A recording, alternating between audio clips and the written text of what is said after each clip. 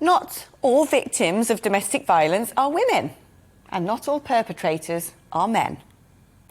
All who suffer torture, abuse, blackmail, violence, or control deserve support and empathy. All who perpetrate these repugnant crimes should face justice. But the fact remains that the equilibrium is still tilted strongly towards the suffering of women at the hands of men.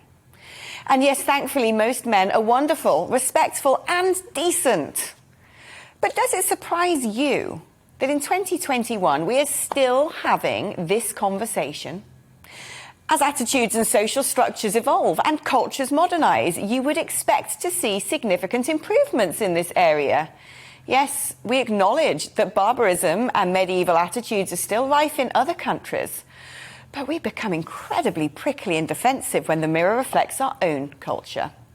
Do we have a problem? You bet we do.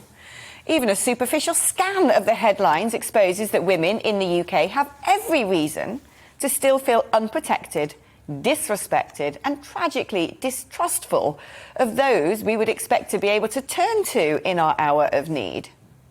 Just turning on the TV or radio, you are reminded as a woman that you may not be wise walking home alone from work, that you are still expected to look like an item for sex or tolerate objectification, and that if you dare speak out on any of this, you'll be attacked and silenced for being a man-hater or a feminazi, that you are the problem for even deigning to point out that women still get a pretty rough deal when it comes to the basic rights of simply feeling safe and being respected. There are some new initiatives out there. The Ministry of Defence has drawn up a report looking at how it can reduce the higher incidence of domestic violence in military families. Meanwhile, a boys' school has taken the opportunity to teach teens about the importance of recognising and helping to prevent abuse. Various newspapers are now also carrying stories about the newly raised issue of shocking behaviour of some police officers, the very people we rely on to protect us. So we are talking about it.